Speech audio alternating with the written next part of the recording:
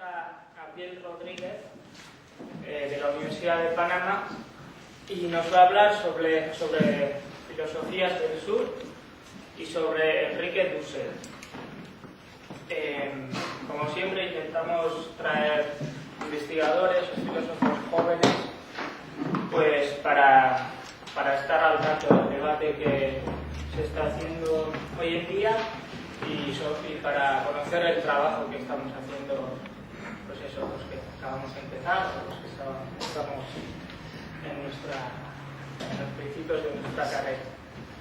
Esaten gaur, filosofías del sur izango ala gure gaia, Enrique Dussel oinarrituko dula bere aurkezpena, eta gure dinamika hortan jarraitu dugula, ostegunero biltegia egiten, batez ere filosofo gazte, ikerlari gaztek ezagutzea emateko, gure artean eztabaidatzeko eta lanetan gabiltzan adierazteko helburu horrekin.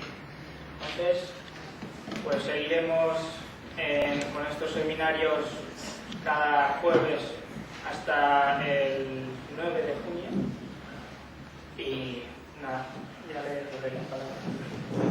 Okay. Buenas tardes, disculpen la tardanza, que bueno, vengo de Victoria y el bus se atrasó un poco. Bueno, gracias por el espacio que me brindan aquí en el Departamento de Filosofía de la Universidad del País Vasco. Y bueno, yo les vengo a hablar un poco sobre filosofía del sur, que es el tema de convocatoria, pero en particular les vengo a hablar de un filósofo que es del sur y un filósofo que hace filosofía del sur. Y el tema surge a raíz de un libro reciente que publica Enrique Dussel, que tiene como mismo título Filosofías del Sur.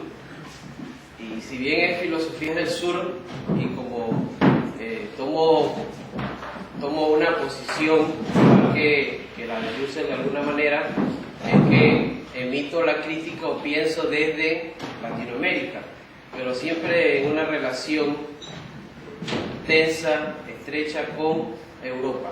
Incluso hay cuestiones tan sencillas que marcan esa relación, como por ejemplo que estos libros, por ejemplo Filosofías del Sur, que es el último de octubre del año pasado de Dussel, y La Ética de la Liberación se publican en España, en Trota, en Acal. Sí, son pensamientos que surgen de contradicciones latinoamericanas en relación de centro y periferia, y ese pensamiento que surge de ahí, pero se publica acá. Es decir, que siempre hay una relación tensa, incluso de aprendizaje con Europa, porque muchas de las críticas un poco simples, sencillas o un poco ingenuas que le hacen a la filosofía latinoamericana es que hay una negación de todo lo moderno, todo lo eurocéntrico, etc. Eso yo diría que es una limitación que no permite comprender, entre otras cosas, lo que quiere decir la filosofía latinoamericana, y que está enmarcado en lo que es las filosofías del sur. Como les he dicho, les vengo a hablar un poco sobre un filósofo del sur que es Enrique Dussel, y la producción o una introducción a su producción o a su programa que él hace, que es bastante amplio, que ya superan los 50 tomos. Les voy a hablar entonces de tres cosas, voy a dividir en tres partes mi participación.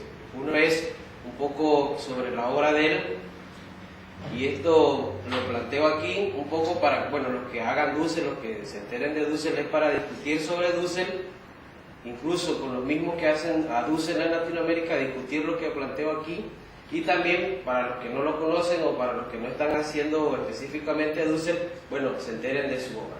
Pero también es para discutir con los mismos que hacen este tipo de filosofía en Latinoamérica. Entonces, la primera parte que les quiero contar es un poco una biografía intelectual de él, hablarle un poco de su obra. Bueno, Dussel es un latinoamericano, hijo de inmigrantes que se fueron a Argentina de Alemania, de Italia la mamá y el papá alemán, y se instalan en Argentina. Esta es una cuestión que marca toda la trayectoria de Dussel, es decir, la relación Europa-Latinoamérica. Bueno, era médico el papá, entonces el hijo del médico en Latinoamérica siempre tiene algunos beneficios que puede estudiar, etc. Estudia en la Facultad de Filosofía, desde la licenciatura él está estudiando el bien común en los griegos. Luego logra irse a Madrid, a la Universidad Complutense de Madrid, Central, no sé cómo se llamaba antes, Complutense o Central de Madrid, estudia ahí. Entonces el bien sigue continuando el bien común, pero ahora en Aristóteles. Es decir, que una primera etapa de él es comprender muy bien y estudiar a los clásicos, el principal a los griegos. Luego de ahí da un salto a la historia y ahí es que logra un poco entrar en conciencia de lo que se trata la filosofía latinoamericana. Un poco lo que planteaba Leopoldo Sea era que de lo que se trataba era de buscar una filosofía. Y en el 70, a mediados del 70, surge una discusión muy interesante que plantea un peruano que es Augusto Salazar Bondiel. Bueno, él se pregunta sobre la autenticidad de una filosofía latinoamericana, a lo que Dussel responde, bueno, es una filosofía sin más. ¿Por qué? Porque a nadie se le ocurriría cuestionar a la filosofía francesa, inglesa. Bueno, tampoco sí se le cuestiona a la filosofía latinoamericana, pero es una filosofía sin más, que da cuenta de la realidad que se está viviendo en una parte del continente. La obra de Dussel es, como les dije, amplia, muy amplia, y recorre desde la filosofía hasta la política, pasando por la ética y por la economía. Todavía, como es un autor, bueno, está vivo, tiene 81 años, es reciente, su obra se está discutiendo. Me llamó mucho la atención que, bueno, aquí uno venía a presentar temas que sean de discusiones globales. Es que precisamente la obra de Dussel, que es la filosofía de la liberación, se está discutiendo actualmente en lo que se llama el giro decolonial. Y el giro decolonial es lo que se está discutiendo principalmente en las universidades anglosajonas. No he visto una preocupación tan fuerte en las universidades españolas. Bueno, los que reviso las páginas y eso y los debates no se concentran en eso. En cambio, por ejemplo, pueden buscar en Duke, en Harvard, en Princeton, muchos latinos discutiendo lo que es el giro decolonial, es decir, el impacto que tienen los latinos en Estados Unidos y también en Inglaterra, que han tenido una muy buena relación con los estudios postcoloniales. En Inglaterra el caso es diferente que en Estados Unidos, como por ejemplo en Oxford está Ranajit Bua, Stuart Hall, todos estos que vienen entonces, en cambio, es de la India, pero tienen una experiencia casi similar, porque es un mundo, vienen de países que fueron colonia de Europa. Entonces, yo considero que esto es lo que lo voy a tratar un poco con más detenimiento al final, es lo que tiene un poco de impacto global. Y, como les digo, tiene más discusión o mayor discusión en las universidades top de Norteamérica. Es decir, los norteamericanos han sabido, bueno, si ven cualquier ranking de la universidad, las que están de número 1, todas son norteamericanas. Bueno, ellos han sabido cómo llevarse muy bien esa discusión a esas universidades y entonces desde ahí se produce el conocimiento que conocemos como el giro decolonial. Entonces, yo creo que para entender a Dussel y a los filósofos latinoamericanos en general,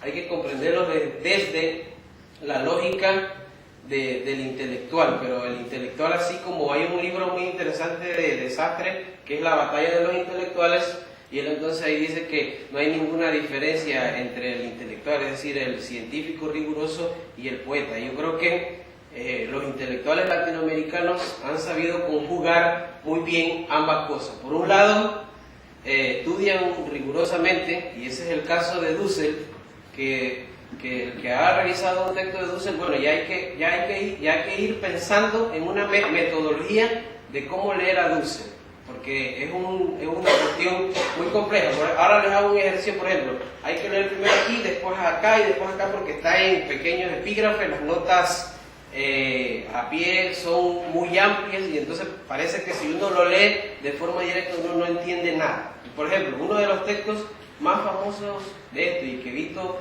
en los profesores de ética aquí es que estudian este texto, pero no hacen referencia a los textos anteriores. Por eso, bueno, más adelante les pasaré este texto que está un poco más ordenado de cómo hay que entender a Dussel. Entonces, el filósofo latinoamericano es un intelectual que conjuga muy bien lo que es el estudio riguroso de los clásicos, pero a la misma vez también es un poeta. ¿Por qué? Porque tiene que expresar lo que siente el pueblo, lo que siente la gente que está sufriendo, ya que venimos de una parte del continente, de las partes más desiguales del mundo. Entonces, hay que conjugar eso, y en función de eso, entonces, el filósofo en Latinoamérica cumple la función del intelectual, es decir, dar noticias sobre lo que está pasando desde el punto de vista filosófico. Entonces, para ir viendo un poco la obra de él, en 1998 la revista Anthropos dedicó un número de 1998, la revista creo que se llama Huellas del Conocimiento, específicamente a la obra de Dussel, y ahí Mariano Villa desarrolla toda una cronología de cómo va estudiando Dussel, qué hace en cada etapa. Casualmente, de la Universidad de Stanford, Eduardo Mendieta también hace un excelente trabajo. Eduardo Mendieta es un latino en Stanford que él estudió con Habermas, y bueno, traduce a Habermas en algunas cosas y tiene algunos diálogos con Habermas y también sobre Angela Davis. Pero él hace todo un proceso de cómo comprender a Dussel, y él señala que es a partir de la liberación, y que hay diferentes etapas, y en todas estas etapas está marcado muy bien la liberación. Entonces, para hacer un poco de la cronología de cómo van los textos y en qué orden se tienen que leer, como les dije, él estudia en la Sorbona, pero antes de eso estudia filosofía, como ya les había dicho. Entonces, en la Sorbona, en ese momento está Riquet, toda esta gente así, pero él estudia fundamentalmente historia. Y él ya tenía una carga muy pesada de filosofía, pero dedica mucho tiempo a la historia. Y él se da cuenta que una de las primeras instituciones modernas, coloniales, que entra en América es la Iglesia, y que según él no había ninguna sistematización de una institución española en América. Entonces él escribe 8 tomos sobre el episcopado español en Latinoamérica, más o menos centrándose en la defensa del indio, en Bartolomé de las Casas y todas estas cosas. Él, en 8 tomos, él logra investigar cómo eran las diversas relaciones de dominación que se van dando en este encuentro, en un encuentro de dos culturas diferentes, una cultura occidental con una cultura indígena, una cultura que no está desarrollada en el sentido que está la occidental.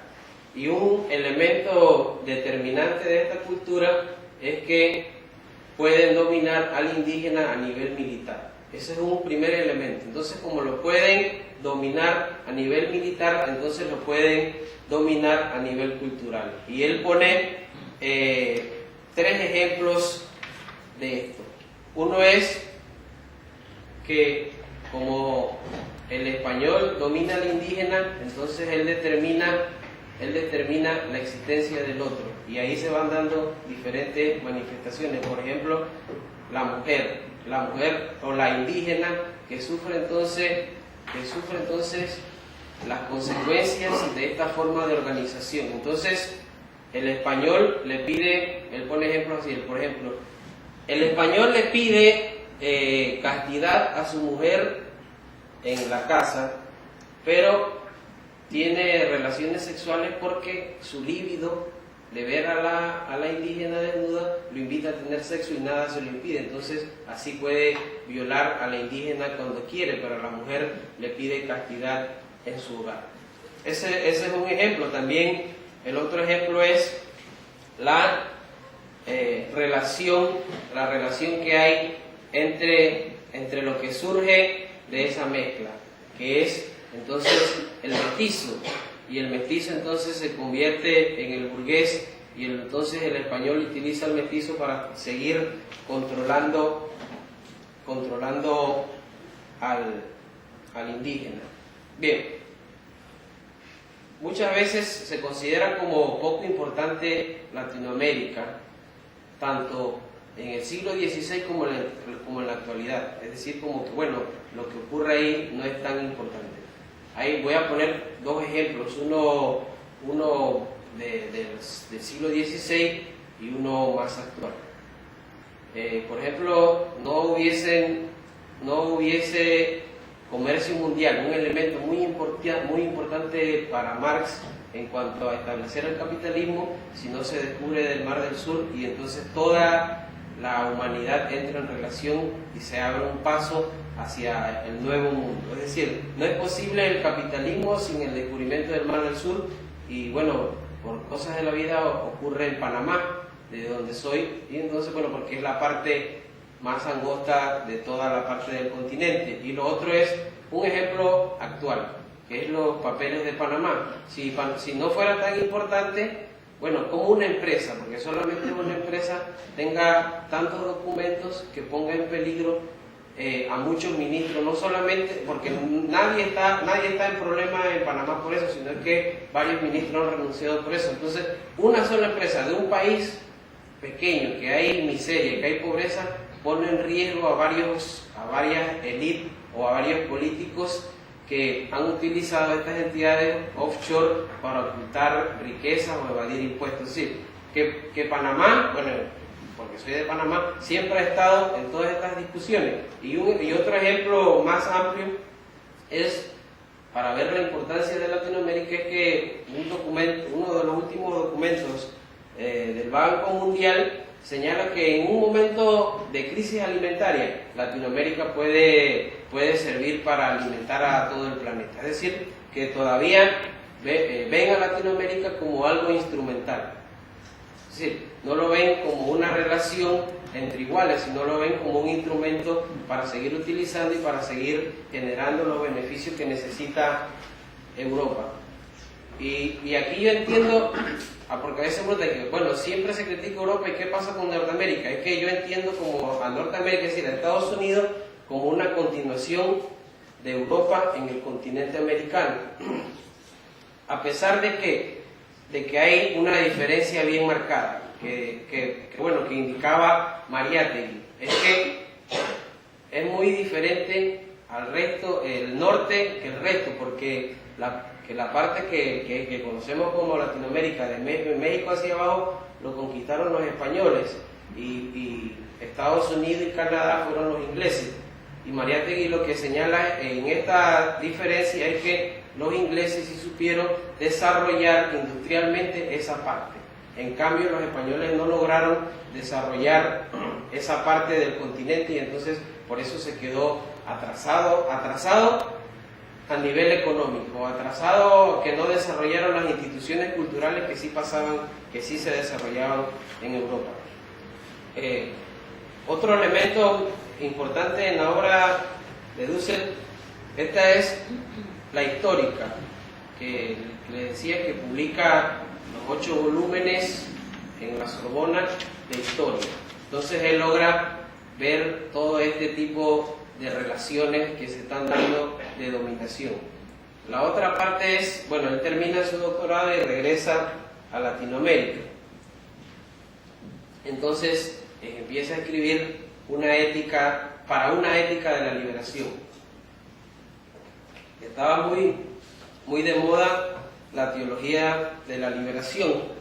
Entonces él subsume toda la teología de la liberación y también la teoría de la dependencia, que en ambos casos son reflexiones que emergen del contexto latinoamericano.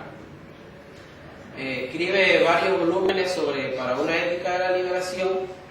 Surge el movimiento intelectual que se conoce como filosofía de la liberación, que surge en Argentina.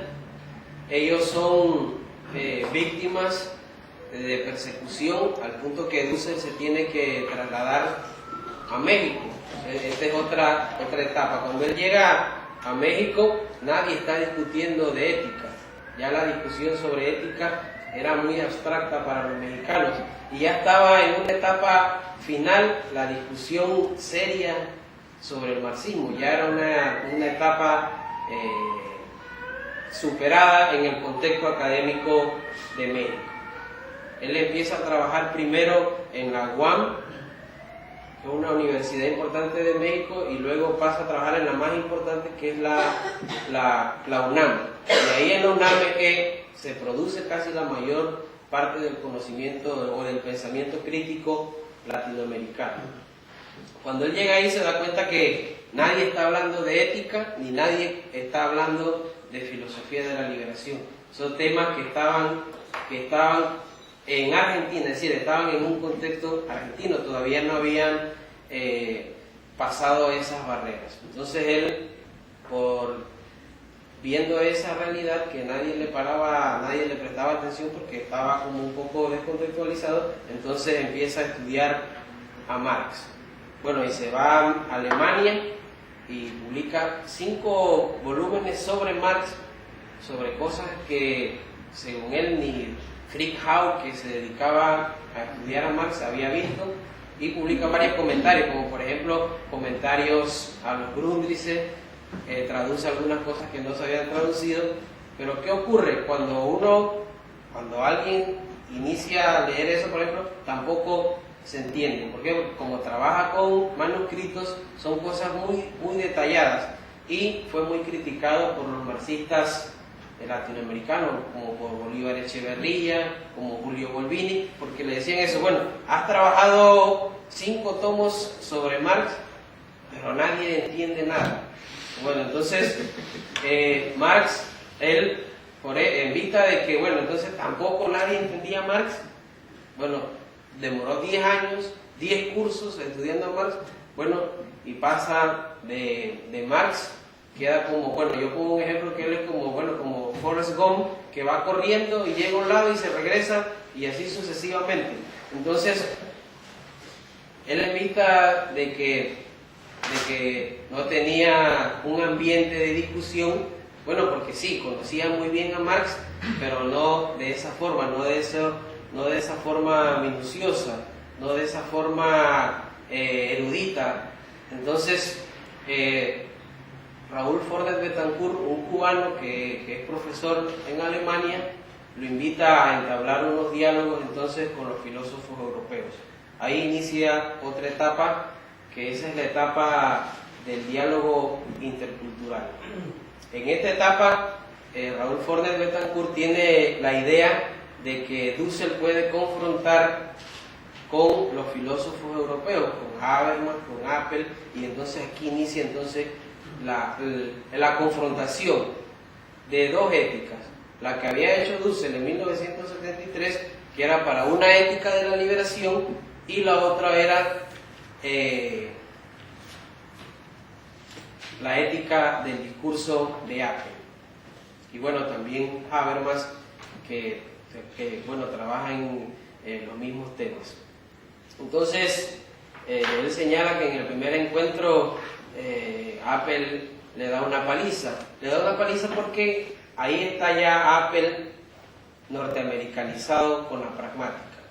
Y ahí está una de las principales críticas que uno le puede hacer a Apel y a Habermas. Bueno, no es que se le pueda hacer porque ellos son los gigantes, los grandes pensadores, sino la que uno le puede hacer desde la perspectiva latinoamericana, que necesita algo más concreto y no algo tan formal y algo tan normativo como es la ética del discurso.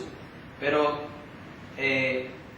¿cómo Dussel explica que Apel le da esa paliza? Es el giro pragmático que tiene Apple, y es decir, que todo está en la pragmática, es decir, nada queda fuera del pragmatismo, y eso era una herencia norteamericana que había asumido Apple. Entonces, para Dussel se le hace muy difícil tratar de superar la pragmática en la ética del discurso de Apple. Entonces, en un primer encuentro, Dussel se siente atrapado y que no tiene argumentos, no puede plantear algo diferente ante la ética del discurso, y que la ética de la liberación, es decir, la ética del otro, es decir, la indígena violada por el español y por el mestizo, es decir, el indio asesinado por la espada del español, quedaba atrapada, subsumida en la ética del discurso de Apple y de Habermas. Entonces, ¿cómo revertir esto? Bueno, entonces regresó a México y empezó, a estudiar a Apple nuevamente, y entra otra persona en este diálogo intercultural, que es Frank Hinkelamer, es decir, como un refuerzo. No, porque Raúl Fornes Betancourt tiene muy buena relación con los alemanes, financiamiento también para invitar, y viendo que Dussel no podía reaccionar ante Apple, entonces busca un refuerzo en Frank Hinkelamer, un alemán que vive desde 1975 en Costa Rica. Entonces, en vista de eso, Hinkelamer plantea una idea muy elemental, y es que señala en esos encuentros, uno de los segundo y tercer encuentros, es que la ética se tiene que fundar desde un principio material, y ese principio material es la realización, producción de la vida. Entonces, eso no se lo había planteado ni Apple ni Dussel. Entonces, Dussel, aparte de ahí, inicia toda una ética que es la ética amarilla, a partir del principio material, que es la ética de la vida. Entonces, esta ética de la vida busca una factibilidad. Y todos dirán, los lectores de Habermas, que la factibilidad es todo un libro de Habermas, pero lo que ocurre era que Hinkelamer había escrito en el 85, casi 5 años primero que Habermas, sobre la factibilidad, y no la factibilidad de la acción comunicativa, sino la factibilidad de la producción de la vida, es decir, la relación de la vida, la relación de esa mujer excluida, la relación del indio que quedaba marginado, la relación de dependencia que se tenía con el centro, en cuanto a centro-periferia, y las diferentes vejaciones o sufrimientos que sufrían los latinoamericanos de la relación desigual entre Latinoamérica y Europa, y en el caso de Norteamérica. Entonces, ya terminó su etapa de discusión con Apple. A partir de ahí ya es más respetado.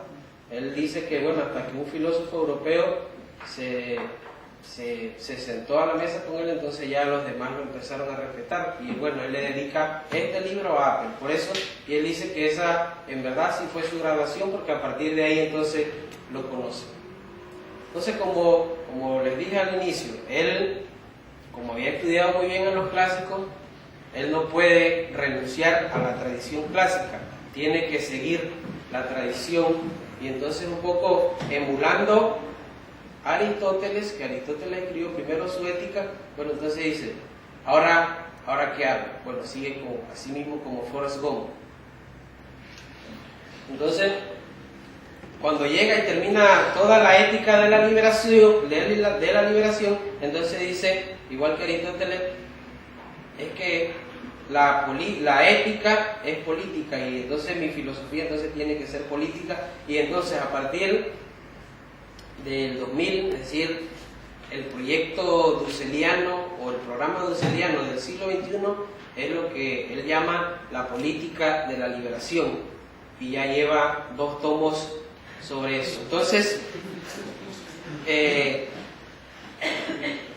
la ética entonces partir de la factibilidad, es decir, de la producción de la vida, y en aquel entonces Pinkelhammer decía, pero bueno, ¿qué están discutiendo? Hay que discutir un poco de que, bueno, la gente tiene que vestirse, la gente tiene que comer, etc. Pero es que a veces es muy difícil comprender eso en un contexto como este. Por ejemplo, yo no he visto todavía en el País Vasco a ningún pobre, a nadie sin vestido, a nadie sin comida, pero en cambio en Latinoamérica eso es muy recurrente verlo. Entonces es un poco difícil comprenderlo si uno no lo ve, y a veces es muy difícil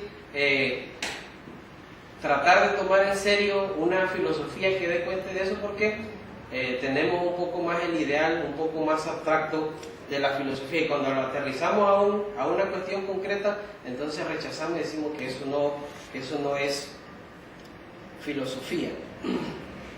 Entonces, en esta política de la liberación, Dussel entonces trata de dar cuenta políticamente de las diversas estrategias que uno debe utilizar para hacer que lo que se planteó en la ética, es decir, la vida humana, la vida del excluido, la vida del que está fuera del sistema, logre realizarse, y eso tiene que ser entonces un proyecto político.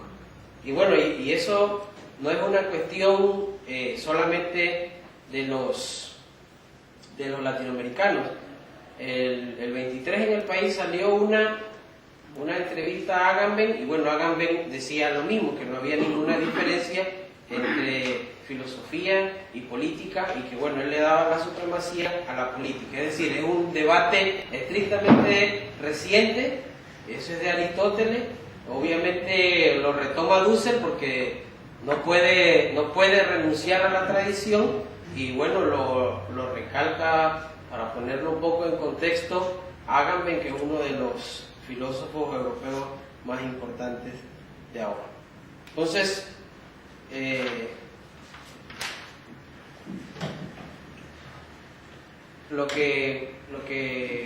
para ir terminando un poco, ¿cómo acaba todo esto? Entonces, Dussel todavía a los 81 años sigue dando clases, un curso muy importante en la UNAM. Ha dictado cursos en todas partes, bueno, en las mejores universidades norteamericanas, en Oriente. Bueno, resulta que voy a comentarles un poco lo que les decía de cómo se está discutiendo esta obra, y es a partir de lo que se denomina como el giro decolonial. Ahora, en estas universidades norteamericanas, como principalmente en Duke y en Princeton, Walter Mignolo y otro puertorriqueño que es profesor en Berkeley, que tiene muchos proyectos, entonces están discutiendo un poco el giro decolonial, y es cómo investigar decolonialmente. Y eso no solamente sirve o funciona o es atractivo o es interesante para los latinos, sino que para los europeos que quieren pensar críticamente. Pero como les he dicho, no he visto mucha preocupación por eso, sino que solamente en estas universidades norteamericanas. Entonces, investigar en giro decolonial no significa renunciar a todo lo moderno y todo lo europeo. Cuando se señala que algo es eurocéntrico, se está señalando es que se toma como a sí mismo, como centro, creando otras periferias. Entonces la periferia tiene que depender del centro. Pero decir esto no significa que uno está negando en su totalidad al pensamiento europeo, sino que uno tiene que leer a los europeos, a los clásicos, con más detenimiento, con mayor cuidado, en clave decolonial, y así podemos ir descubriendo el carácter dominante que ha producido la filosofía europea. Eso es un poco lo que les quería contar hoy. Gracias.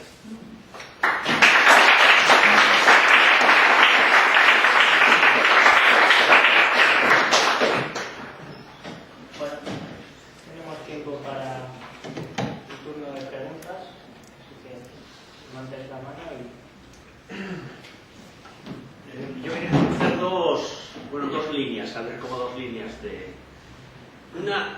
Yo veo siempre claro, tú has puesto Dussel, Hinkelhammer en la misma línea, ¿no? Pero cuando uno lee a Dussel, uno está casi leyendo a un Hegel del siglo XXI. O sea, esas obras monumentales, enciclopédicas, uno dice, ¿pero esto qué es? Esto no se atreve ningún europeo a hacerlo. Y resulta que lo hace un latinoamericano, que quiere decir que quiere hacer filosofía latinoamericana. Y por otro lado, en cambio, cuando leo a Hinkelhammer, yo veo un sello mucho más concreto, como tú has dicho, una ética mucho más concreta y mucho más, a veces la impresión, mucho más, quiere ser mucho más modesto. Pero uno no sabe muy bien, no me atrevería yo muy bien a definirme. O sea, los veo a veces como antagónicos casi, ¿no? Que probablemente tú digas dentro de la misma línea, pero como dos líneas muy diferentes, no fácilmente conjugables entre las dos. Sería una línea. Y la otra, en mis experiencias también por esos países con estudiantes y demás, que nos hemos conocido, de donde yo he visto que la misma sociedad latinoamericana está muy dividida. O sea, esto que plantea Dussel responde evidentemente ya no solo a una élite intelectual, que hay otras muchas más que no quieren saber nada con esto, sino que incluso la misma sociedad latinoamericana, ya no solo por arriba sino por abajo, los estudiantes, que hemos visto respecto a las políticas de Bolivia, de Venezuela y demás, están absolutamente divididos, ¿no? Entonces, esto que tú planteas, ¿qué sería con respecto a todo eso? ¿Una posibilidad que tú ves que crees la adecuada o...? Bueno, de momento,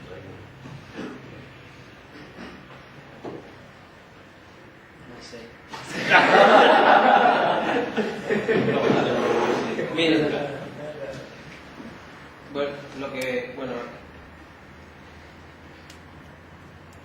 Dussel es verdad que escribe esas obras monumentales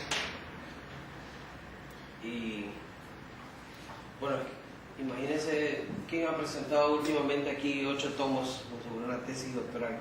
Bueno, no sé. Pero en 1976 Dussel escribe su texto La filosofía de la liberación. Entonces, él dice que esa es una filosofía posmoderna. Es decir, llama a una filosofía posmoderna antes que Lyotard, que en la condición posmoderna entonces ya le da sentido a lo que es la filosofía posmoderna. Pero a nadie se le ocurría decir que Dussel es el fundador de la filosofía posmoderna, sino que son los franceses, pero él lo dijo primero. Entonces, ¿de qué se trataba esta filosofía? Él dice que es una destrucción, lo escribe destrucción de la historia o la filosofía eurocéntrica. Entonces, una destrucción en ese sentido que él lo da con ese guión ahí, significa un volver a hacer o un volver a empezar desde cero. Entonces, ese volver a empezar desde cero entonces implicaba escribir una historia hegeliana, o como quiere decirle, universal de la ética. Y entonces escribe esta ética, que son 700 páginas, y inicia así como algo. Mira el inicio es la historia de las eticidades. Es decir, esto es algo abstracto, es todo lo contrario a algo concreto. Pero era que él está como es uno de los primeros que se embarca en esto, entonces tiene que escribir un nuevo relato de la ética. Y el tomo primero de la política de la liberación es un nuevo relato. O sea, inicia con el Homo sapiens, o sea, 7000 años antes del primer ser humano, es decir, porque necesitaba un nuevo relato de dónde asentarse, es decir, no podía partir del relato canónico que había de la ética primero y de la ética después. Entonces escribe estas dos cosas, es decir, porque porque tiene la intención de que su pensamiento sea universal. Entonces hace estas dos cuestiones, no, mejor dicho, con pretensión de universal. Entonces tienen que escribir dos historias completas, la ética y de la política. Y entonces, a partir de esas historias, entonces las nuevas generaciones de pensadores, que eso no le va a corresponder a él, entonces tienen que partir no de la historia canónica estándar, sino del nuevo relato que él hizo. Entonces, y no solamente para aceptarla de forma pasiva, sino para criticarla, es decir, criticar la historia de la ética que él hace, criticar la política que él hace, y entonces poder erigir una filosofías del sur. Entonces, por eso él escribe estos dos grandes tratados, el de ética y el de política. Entonces, con respecto a los Hinkelhammer, yo creo que ellos hacen un buen equipo. O sea, Hinkelhammer es el tío que está allá en Costa Rica en su casa muy tranquilo, pensando todo el día. Tiene 84 años. Entonces, él lanza las ideas y Dussel las desarrolla. Entonces, hay que ponerlas a prueba, criticarlas, y yo creo que esa es la relación de ellos dos. Hinkelhammer lanza la idea, por ejemplo, ahora tiene una idea, por ejemplo, la idea de él, de la factibilidad de la vida, es de él, y bueno, la ética de Dussel es en base a esto, la segunda parte de esto. Si él no se le había ocurrido eso, sino que había quedado atrapado en la pragmática de la ética del discurso de Apple. Entonces, lo otro es que hacen un buen equipo, y Dussel desarrolla. Dussel dice, por ejemplo, que Hinkelhammer se quedó atrás porque escribe en español, porque no lo traducen tan rápido. Bueno, Hinkelhammer puede escribir en alemán, pero la mayoría de las cosas las escribe en castellano. Pero Dussel da un ejemplo que dice, una de las cuestiones de por qué no se conoce a Hinkelhammer es porque escribe en castellano, es decir, se quedó atrás, pero él lo utiliza para entonces presentar sus ideas, y bueno, hacen un equipo fabuloso. ¿Hay otra pregunta aquí? Sí, yo quería preguntar, porque has dicho que, no me acuerdo, no sé cómo se vocaliza, el filósofo que estamos tratando, su apellido, ¿cómo es? Dussel.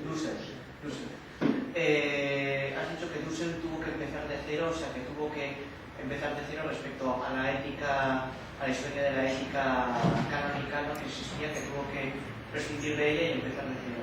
Pero has dicho que la ética decolonial consiste no en olvidar la ética europea, sino en verla como una ética más entre muchas otras que son posibles, si no he entendido mal. O sea, que no sería empezar de cero, sino que sería más bien considerarla como una posibilidad más entre otras muchas. Sí. Creo que sí. Vamos a ver. No, o sea, la historia es lo que varía son las interpretaciones y la instrumentalización que se hace de la historia para determinados fines. Pero, o sea, él no va a empezar de cero, de la nada, sino de estudiar la tradición de las diferentes etnicidades. Y una de las críticas que le hacen a Dussel es que, bueno, que Dussel no dice nada nuevo, sino que él hace estar en diálogo con los principales pensadores. Y, por ejemplo, esta ética es una discusión. Después que hace la historia de las etnicidades con los principales pensadores que se tratan de la ética, como Taylor y como Mackenzie, o como otros que también se tratan de eso. Es decir, él trata de darle la vuelta a estos pensadores y encontrar un poco el carácter dominante que puede estar encubierto en su filosofía, como por ejemplo Michael Walzer, que es judío que trabajaba en Estados Unidos, que tiene la ética comunitaria. Él agarra a Walzer, que es uno de los fundamentales pensadores que se trata de la ética, pero le da la vuelta por dentro, que por ejemplo dice la ética de las comunidades, que se trata un poco de la redistribución de la justicia y eso no toca al sistema capitalista, lo deja intacto. Es decir, hay una ética comunitaria de Walser, pero bueno, el capitalismo se queda intacto y bueno, vivimos en comunidades, nos distribuye o redistribuye justicia, algunos elementos que nos puede brindar la sociedad capitalista y vivimos perfectamente. Pero la ética de la liberación subsume eso, es decir, que hay que respetar la autonomía, hay que redistribuir la justicia en las comunidades o en lo comunitario, pero a la misma vez también hay que golpear al sistema capitalista, porque tanto mucho del pensamiento crítico latinoamericano parte un poco de analizar la realidad de los últimos 500 años como que el capitalismo y la modernidad son elementos que van juntos. Y siempre se piensa o se critica en función de eso. Y muchos pensadores analizan las cosas por separado. Los filósofos de la liberación tratan de analizar esto en conjunto. Y entonces lo que ha producido esto en la actualidad es eso del giro descolonial, darle la vuelta a los autores europeos y norteamericanos y encontrar el carácter encubridor que tiene su pensamiento. Sí, bueno, yo no he leído mucho de Dussel, pero tuve hace años la oportunidad de estar en un seminario de Leonardo.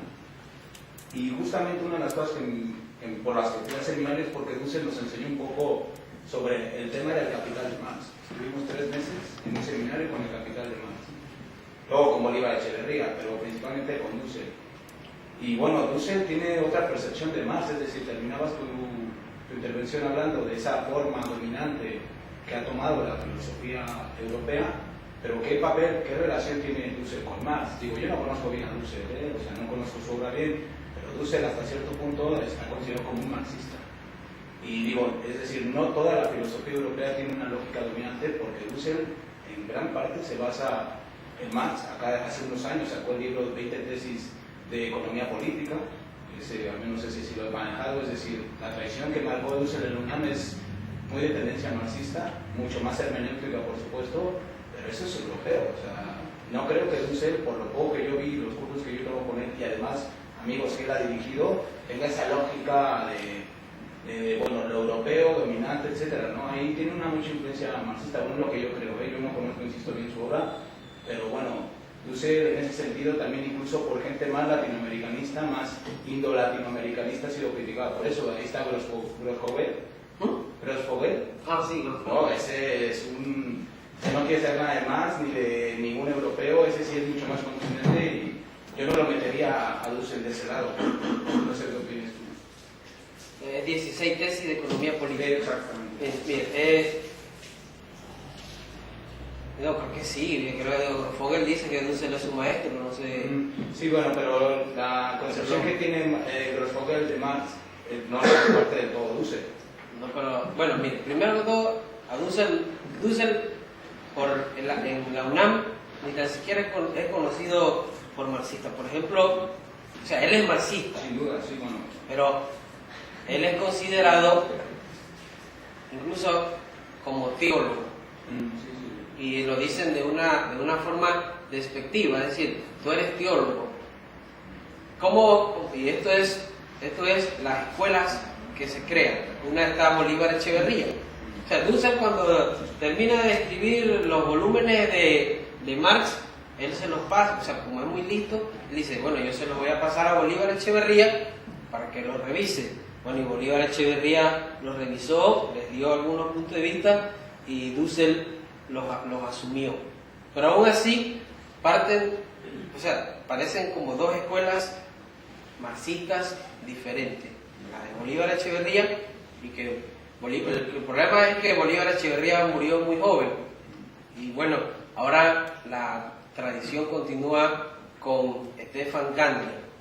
Stefan Gandler entonces estudió con Habermas y con Honneth, pero cuando regresa a México tiene una vinculación muy potente con Bolívar Echeverría. y Sánchez Vázquez escribe un libro de el marxismo de Sánchez Vázquez y Bolívar Echeverría. Entonces él descalifica a Dussel diciéndole, bueno, ¿cómo uno va a escribir? Ha señalado un poco que, bueno, que Dussel tiene una importancia marxista en México. Bueno, entonces, que es verdad que estos 5 volúmenes habría que leerlo, o sea, a ver qué dice, o sea, lo publicó siglo XXI. Entonces, Gandler dice, es un teólogo y se concentra solamente en Sánchez Vázquez y en Bolívar Echeverría. Entonces, ¿cómo uno descubre que ahí hay un poco de, bueno, una indiferencia un poco inexplicable que él le pide a Michael Lowy que él le escriba el prólogo? Y bueno, Michael Lowy le indica en el prólogo que no está de acuerdo en que se le llame teólogo a Dussel, y ya, pues como algo como ya, es teólogo y bueno, ¿qué pasa con el Dussel que estudia 10 años Marx? ¿Qué pasa con el Dussel que desarrolla una ética que confronta con una ética europea, que es la ética del discurso de Apple? ¿Y qué pasa con el Dussel que desarrolla las 16 tesis de economía política? Que también es un problema. Miren, Julio Volvinic, que es otro pensador mexicano del Colegio de México, que es como el MIT de Estados Unidos, es elitista, dice que no se entienden las 16 tesis de economía política, que eso es un filósofo escribiendo de economía, eso que dice. Entonces Dussel siempre ha tenido como una confrontación, tiene bastantes estudiantes, los cursos se llenan, tiene bastantes seguidores, tiene escuela, pero a la misma vez es muy rechazado en el ámbito académico por este tipo de posiciones. Y siempre se le culpa a la filosofía de la liberación en su carga teológica y se le desprestigia un poco por eso, pero en el caso de Grofogel, bueno, es que yo considero que tampoco se trata de seguir a Dussel, de ser de colonial en el caso de él, pero no necesariamente tiene que recuperar a Marx si no le interesa, porque incluso hay mucha crítica de, bueno, Marx es europeo, ¿cómo vas a criticar el eurocentrismo y escribe 5 tomos de un europeo? Por eso yo lo único que quería era que opinaras sobre cierta influencia que tiene Marx en Dussel. Sí, claro. Yo te digo, yo no he leído su obra, pero he estado he leído un par de cosas de él, pero he estado en algún seminario de él durante meses y tenía una influencia sobre todo materialista con el rol del sensualismo, el principio de vida que maneja él. Ahí se ve una lógica materialista y además él habla, incluso en algún momento nos llegó a hablar de que cuando estuvo en Londres, así en clase, cuando estuvo en Londres él identificó un documento inédito de Marx, revisando si bueno, hay que decirlo, el gran Dussel se dice Diosel, ¿sabes? Sí, pues porque siempre ha descubierto cosas nuevas, etcétera, ¿no? Nada más, yo no tengo nada en contra de Dussel, que nada más que reconocieran cierta influencia, que yo sí le he visto, lo poco que he leído de él, de Marx, es lo único. De hecho hay un libro que es de Carl Micham, que es un profesor que ha colaborado con esta escuela, se llama ¿Qué es la filosofía de la tecnología? Así se llama, y hay un apartado que le dedica a los filósofos de la tecnología marxistas, y ahí viene Dussel como filósofo de la tecnología marxista, fíjate. O sea que hasta gente de aquí, como Carl Micham, pueden consultar el libro, y por eso decía, una influencia tiene. No, sí, porque él escribe una que le llama la filosofía de la producción. Ese es el primer texto de la serie que él le dedica a Marx. Estudió 10 años a Marx y en ese momento con muy pocos estudiantes. Incluso dice que una vez nada más estudiaba con otro filósofo también ahora importante, que es Juan José Bautista. Dice que ellos dos los cursos de Marx, hablando sobre Marx por varios años.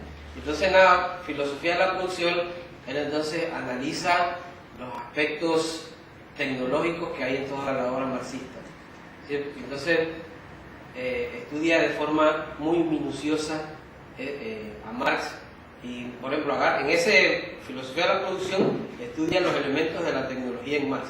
Y entonces en el último de los textos de la serie de Marx, entonces le dedica, por ejemplo, al estudio de las metáforas teológicas en Marx. Es decir, alguien que se dedica a estudiar de forma rigurosa a lo que se mete. Es decir, y son trabajos que sirven mucho a nivel metodológico porque bueno, hace toda una metodología de cómo se debe leer al autor y bueno, eso creo que le sirve a los que lo leen por cuestiones metodológicas. Aunque ahora dice que, bueno, que ya le da pereza hacer todo eso y que ahora nada más escribe. Había otra pregunta. Sí, mira, yo muy brevemente te quiero preguntar por la otra influencia, no la marxista, sino la teológica. ¿La ética que escribe de la liberación es como consecuencia o en relación a la teología de la liberación? Yo creo que van juntas. Casi no me atrevo ni decir cuál es primera o cuál es el resultado de cuál, pero mucho de lo que sea, si él hace la primera, lo que le dijo Pierre Chaunu cuando estaba en su tesis doctoral, que esa era una de las primeras sistematizaciones de una institución del viejo mundo en el nuevo mundo, es decir, la iglesia. Y él ya en 1964 ya la tiene prácticamente los 8 tomos terminados. Entonces, los teólogos de la liberación entonces ya podían leer toda una historia de la iglesia. Entonces, pero no se planteaban tanto el tema histórico, sino que se lo planteaban el tema teológico como Gustavo Gutiérrez, que en la teología de la liberación que se publica hasta 1968, es decir, 4 años antes. Dussel, en la historia de la iglesia en América Latina, ya estaba hablando de dominación y liberación del indígena ante el nuevo orden colonial que había iniciado con el descubrimiento de América o de América.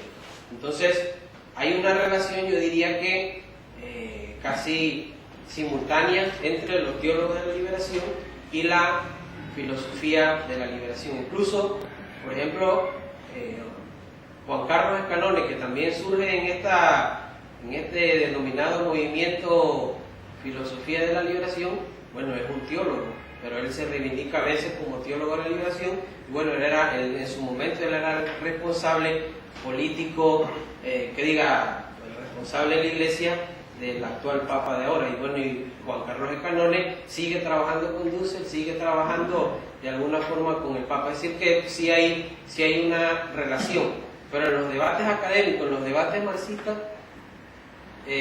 cuando se le acusa a Dussel de teólogo, se le hace de una forma despectiva. Entonces, por eso es que a veces, bueno, sí hay una relación, pero él siempre, por ejemplo, Grofogel estaba allá en la UNAM y le dice, bueno, que era su maestro, el teólogo Enrique Dussel, y bueno, y Enrique Dussel dice, espérate, déjame hacer una aclaración, que aquí teólogo no es lo mismo que en Duke o en Berkeley. Y entonces, más o menos, son cuestiones que hay que aclarar. Y, bueno, eso era todo. Ya, y ya vamos. Yo no he leído nada de Dussel, pero, o sea, por lo que he entendido un poco, para escapar un poco de esa visión, o sea, de esa interpretación de la visión de la historia que habían hecho un poco aquí los europeos, Dussel lo que hace es como crear un poco su propio relato, ¿no?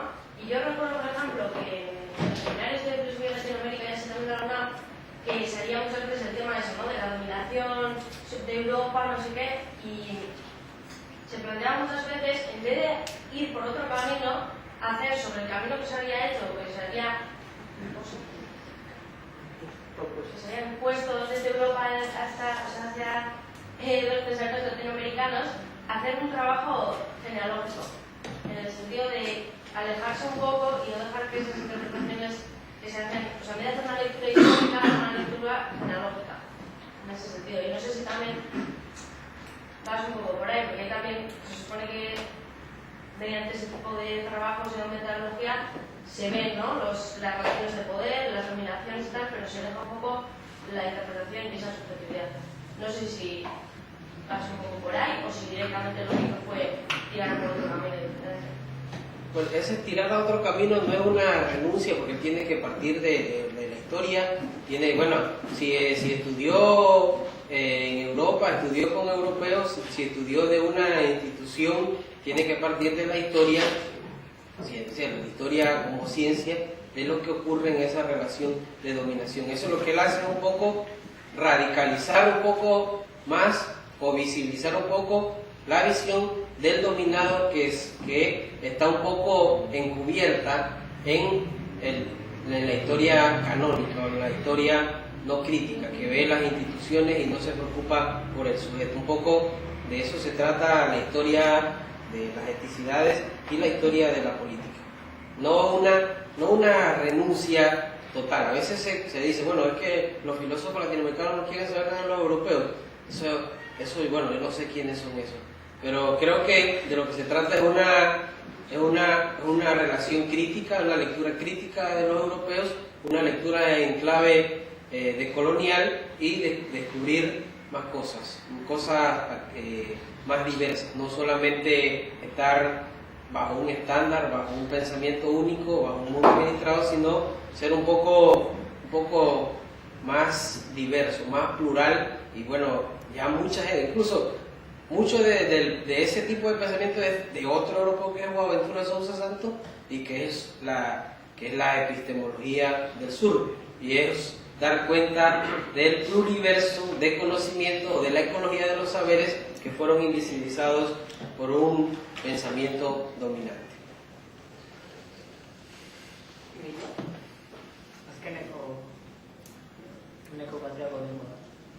Hay tiempo para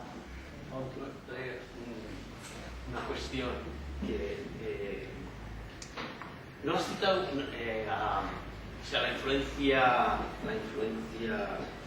judía. Ya estuvo en Israel, estudió la lengua y, bueno, no sé si ha sido intencionado o no, pero yo tengo la impresión, por ejemplo, que todo eso ha sido muy importante, pues sobre todo luego a través de Benjamin, ¿no? Ha entrado mucho en la ética y quizás también más en Hinckelammer que en Dussel, ¿no? Pero ese elemento, que fíjate que tampoco es latinoamericano, sino que es también, bueno, no es europeo por lo menos, pero ese yo creo que es muy importante a la hora de replantear las éticas, ¿no? En concreto el Hinckelammer es absolutamente fundamental. En Dussel tengo más dudas, ¿no? Pero no te quería preguntarte si lo has dejado de lado porque no te parece importante o me parece también que luego todo lo de Levinas también en gran parte viene por ahí, ¿sabes? Por esa línea judía, la influencia judía, o ¿no? ¿Puedes estar de lado? Bueno, sí, bueno, él se va ahí.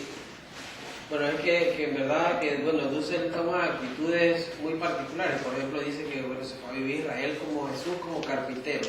Y uno dice, ¿qué es? Entonces, él quiere, bueno, tiene muchas experiencias vivenciales que ayudan a comprender su propio pensamiento. Es decir, su experiencia en Israel le ayuda a entender un poco un pensamiento semita, y obviamente él de ahí entonces vuelve a estudiar a Levinas. Y entonces, según él, bueno, con Levinas, él logra entonces despertar del sueño ontológico, es decir, pensar la ontología o el ser de forma abstracta, y con Levinas entonces empieza la materialización, con la exterioridad del otro, y en totalidad y infinito. Entonces Levinas se plantea el cara a cara, es decir, el pobre mirando al pobre también, y entonces se puede comprender, y no solamente de una relación asimétrica en cómo se ve al pobre desde afuera. Entonces creo que esa es la carga un poco del pensamiento judío de Levinas y de Benjamin, que obviamente trata de darle toda una vuelta a todo el pensamiento. Creo que Benjamin es, bueno, si quiere llegar a Benjamin es fundamental y creo que Dussel lo entiende bien en la 9ª tesis de Filosofía de la Historia que Benjamin, bueno, que trata el tema del ángel, y es precisamente la filosofía de la liberación asume esa actitud del ángel y de dar la espalda al progreso. Y el progreso, en muchos sentidos, en la filosofía de la liberación, tiene que ver con el progreso de la modernidad y el capitalismo. Pero esas tesis de Benjamin, si bien son tratadas por él, por Dussel y por Hinkelhammer también, es fundamental en el planteamiento de la liberación, porque asume todo el pensamiento judío de Benjamin. Bueno, a mi juicio, las tesis esas son fundamentales. Bueno, y hay otra discusión de la cábala, pero en eso sí no me meto.